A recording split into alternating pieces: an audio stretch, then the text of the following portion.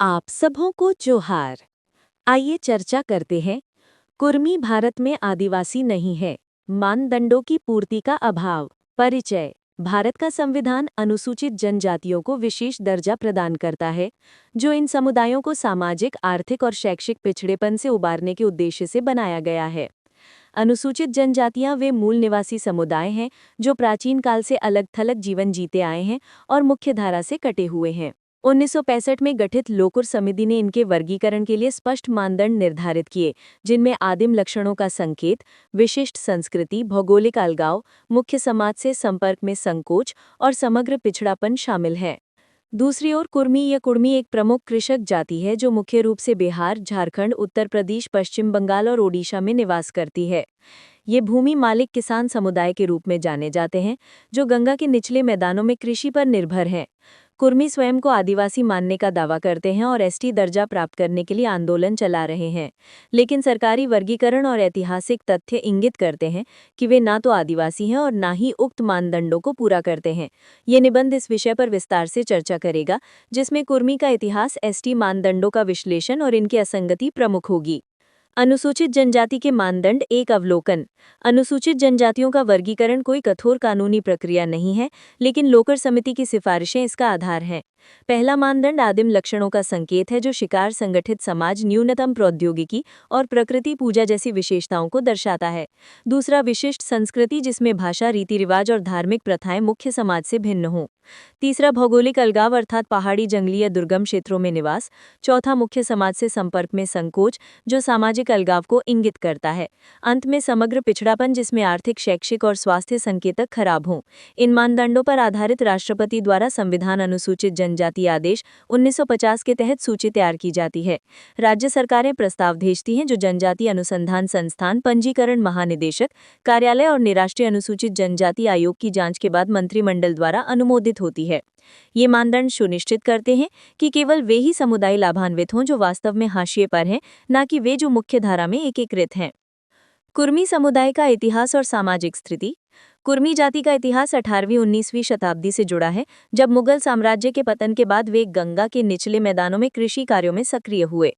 British प्रशासकों ने उनकी कार्यकुशलता की प्रशंसा की, क्योंकि वे जंगलों को साफ कर खेतीबाड़ी करते थे और उन्नत तकनीकों जैसे खाद प्रयोग का उपयोग करते थे। 19वीं शताब्दी में चालीसा अकाल और ब्रिटिश भूमि राजस्व नीतियों ने उनकी स्थिति को प्रभावित किया, लेकिन वे कभी भी दमित समुदाय के रूप में स्थायी रूप से वर्गीकृत नहीं हुए।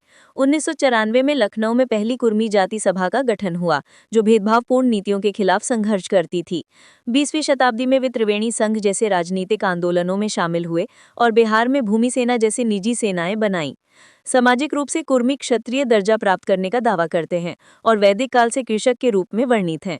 वे हिंदू समाज में शूद्र वर्ण के ऊपर उठने का प्रयास करते रहे हैं, लेकिन कभी भी आदिवासी के रूप में नहीं देखे गए हैं। वर्तमान में अधिकांश राज्यों में वे अन्य पिछड़ा वर्ग के रूप में वर्गीकृत हैं, जो 27% आरक्षण का लाभ देते हैं। झारखंड, ओडिशा और पश्चिम बंगाल में कुर्मी महतो के नाम से जाने जाते हैं, जहां वे 17 से 30% मतदाता हैं। उनकी भाषा कुड़माली इंडो आर्यन परिवार की है, जो देवनागरी से व्युत्पन्न है। ब्रिटिश काल में 1913 और 1931 की सूचनाओं में उन्हें कभी-कभी सूचित जनजाति कहा गया, लेकिन 1931 की जनगणना में वे एसटी लिस्ट से बाहर हो गए और 1950 में पूरी तरह वंचित रहे। कुर्मी क्यों एसटी मानदंडों को पूरा नहीं करते? कुर्मी एसटी दर्जा प्राप्त करने के दावे के बावजूद वे लोकर समिति के मानदंडों पर खरे नहीं उतरते। सबसे पहले आदिम लक्षणों का अभाव स्पष्ट है। कुर्मी उन्नत कृषक हैं जो बाजार, बागवानी और आधुनिक खेती तकनीकों का उपयोग करते हैं। वे शिकारी या संगठित नहीं है, बल्कि भूमि मालिक हैं, जो ब्रिटिश काल से ही उत्पादकता के लिए प्रशंसित रहे हैं। आदिवासी समुदायों जैसे संथाल या मुंडा में प्रकृति पूजा और न्यूनतम प्रौद्योगिकी पाई जाती है, लेकिन कुर्मी हिंदू रीति रिवाजों का पालन करते हैं, जिसमें विवाह और दाह संस्कार शामिल हैं। दूसरा, विशिष्ट संस्कृति का मानदंड भी फल होता है। कुर्मी संस्कृति मुख्य हिंदू समाज से जुड़ी है। वे सरना धर्म का दावा करते हैं, लेकिन यह केवल हालिया आंदोलन का हिस्सा है। उनकी भाषा इंडो आर्यन है, जबकि आदिवासी भाषाएं द्रविडियन या ऑस्ट्रो एशियाटिक होती हैं। 2004 में झारखंड सरकार के प्रस्ताव पर टीआरआई ने स्पष्ट किया कि कुर्मी कुर्मी की उपजाति है, न कि आदिवासी। केंद्र सरकार ने इसी आधार पर दावे को खारिज कर दिया। तीसरा, भौगोलिक अलगाव कुर्मियों पर लागू नहीं होता। वे मैदानी क्षेत्रों में फैले हैं, जैसे पूर्वी उत्तर प्रदेश और बिहार के गंगा घाटी, जहां वे मुख्य समाज के साथ घुल मिलकर रहते हैं। आदिवासी जंगलों या पहाड़ों में अलग थलग होते हैं, लेकिन कुर्मी राजनीतिक रूप से सक्रिय हैं और विधानसभाओं में प्रतिनिधित्व करते हैं। चौथा, संपर्क में संकोच का कोई प्रमाण नहीं। कुर्मी ब्रिटिश काल से ही जाति सभाओं और राजनीतिक आंदोलनों में भाग लेते रहे हैं। वे त्रिवेणी संघ और स्वतंत्रता संग्राम में सक्रिय थे, जो अलगाव का विपरीत दर्शाता है। वर्तमान आंदोलनों में वे रेल पटरी अवरोध कर दबाव बनाते हैं, जो संकोच का प्रमाण है। अंत में, समग्र पिछड़ापन कुर्मियों के लिए सापेक्षिक है। वे ओबीसी के रूप में लाभ लेते हैं और आर्थिक रूप से मजबूत हैं। भूमि स्वामित्व और शिक्षा में आगे हैं। आदिवासी समुदायों की तुलना में उनकी साक्षरता दर ऊंची है और वे नौकरियों में प्रतिस्पर्धी हैं। संथाल और मुंडा जैसे आदिवासी आर्थिक रूप से अधिक वंचित हैं, इसलिए कुर्मी को एसटी दर्जा देने से उनके लाभ कम हो जाएंगे। सरकारी निर्णय और जनजातीय विरोध। सरकार ने स्पष्ट रूप से कुर्मी के दावे को अस्वीकार किया है। 2004 के झारखंड प्रस्ताव पर केंद्र ने टीआरआई की रिपोर्ट के आधार पर कहा कि कुर्मी आदिवासी नहीं है।